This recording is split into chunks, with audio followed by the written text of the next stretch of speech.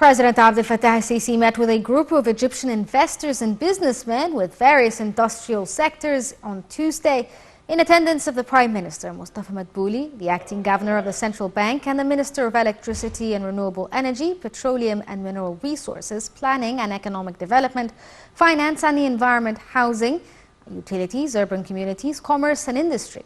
The President expressed the state's keenness in continuing direct cooperation with investors and businessmen with the aim of supporting the state's drive to achieve a comprehensive development. The story. President Abdel Fattah al-Sisi stressed on Tuesday the state's keenness to continue direct interaction with investors and businessmen, saying their success supports the Egyptian drive to achieve comprehensive development and building the country. The remark was made during an open dialogue by the President with a group of Egyptian investors and businessmen working in different industrial sectors that was also attended by several ministers. The head of state said the state seeks a balanced partnership with businessmen which is oriented to support the economy and localize the industry. He further confirmed that Egypt needs every effort of its sons in the developmental drive. President al-Sisi asserted that encouraging investments and tackling the concerns of national investors in a decisive way are parts of the state's strategy in light of their effective contributions to the GDP and employment rates, as well as their administrative and organizational abilities.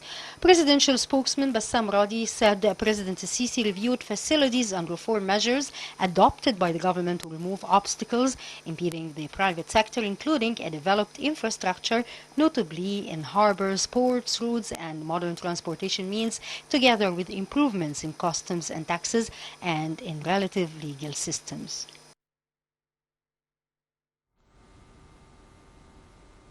Prime Minister Mustafa Madbouli on Tuesday met with Bahrain's ambassador to Egypt, Hisham al-Gudair, whose mandate in Egypt came to a close. Madbouli extended thanks to the ambassador for his efforts to consolidate bilateral relations between Cairo and Manama during his years-long mission in Egypt. For his part, al-Gudair thanked the Prime Minister and his government for supporting him during his work in Egypt. The Prime Minister asserted a willingness to continue enhancing Egyptian-Bahraini relations and to build on the current boost in friendship and ties between President Abdel Fattah al-Sisi and King Hamad bin Isa Al Khalifa of Bahrain, with the aim of benefiting both peoples.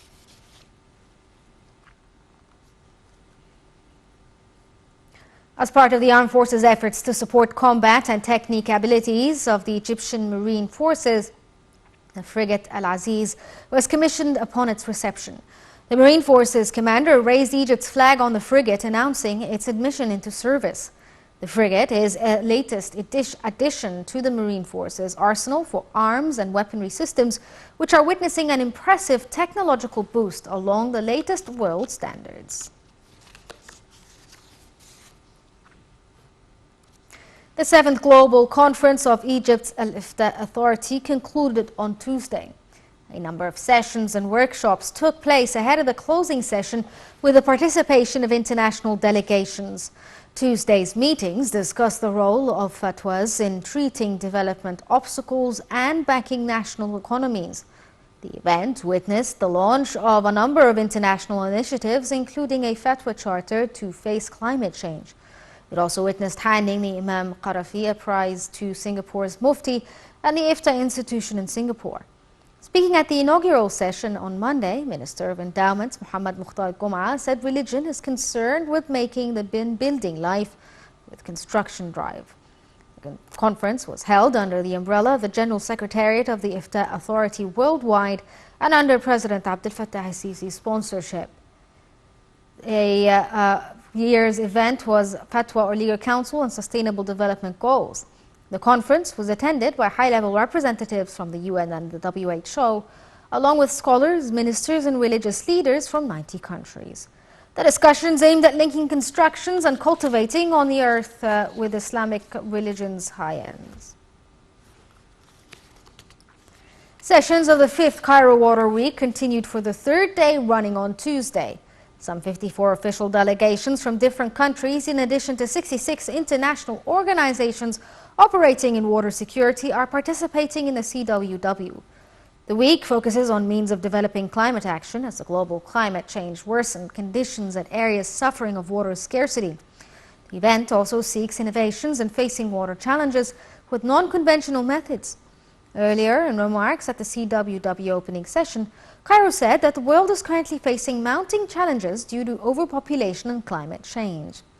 Cairo said a roundtable debate will be held on water security and coordinating efforts on water challenges, warning of any unilateral actions regarding water security. The Cairo Water Week was initiated as a platform to discuss water issues increasingly important to enhancing international peace and sustainable development, with the aim of intensifying international action on water and climate.